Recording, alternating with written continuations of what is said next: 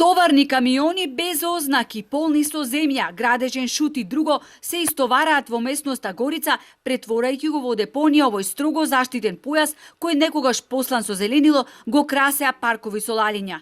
Денес сликата е очајна. Бројните минувачи кои рекреираат вдолж патеката до Горица подзастануваа и ужаснати од гледката ја коментираа ваквата негрижа за животната средина и нашето обкружување. Нека фрлат вака во странство, па ќе видат како е. Колку казна ќе платат, еден најлон да фрлиш во кај што не треба е 700 евра франкои казна, а овдека не знам што да ви речам, не можам да се начудам, искрено викам. Неколку години сум тука, на вистина, затоа дојдов сега ваму да прошетам, да видам како. Сега ево све ѓубре невидено. Па стварно е грозно да се погледне, ама и често пати на повеќе места гледаме испофрлано ѓубриште, никаде не е расчистено и средено. Не воопшто не е лична гледка, ама тоа е совеста на нашите луѓе и од одговорноста за човековата околина. Што да ви кажам, на нула? По вас треба да дојдат да реагираат? Па треба.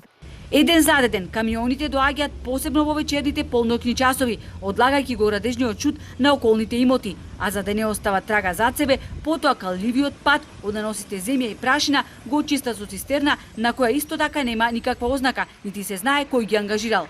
Ова аматерска снимка е направена синоќа во 23 часот. Охриѓани прашуваат што се прави во Горица и зошто се работи претежно ноќе. Камионите разнесуваат и сред белден, но никој не ги санкционира. Никаде ги нема инспекцијските служби да видат што се случува во заштитеното подрачје на Горица. Се работи за огромни купишта шут на површина од 1 хектар, но општината не знае што и се случува во дворот. Официјално, од општина Охрид немаат став за тоа што се случува на оваа парцела каде што се излага градежен шут и земја. Неофицијално велат дека комуналните инспектори излегувале на терен по пријава и дека за што конкретно се работи, информација ќе може да дадат во понеделник кога ќе провереле дали воопшто постои записник.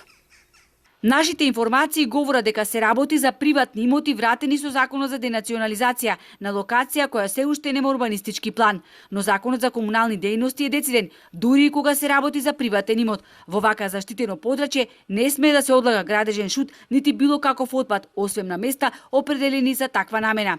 При превземање на одредени дејности и активности во врска со управување со отпадот, правните и физичките лица се должни да обезбедат висок степен на заштита на животната средина, животот и здравието на луѓето, стои во Законот за управување со отпад.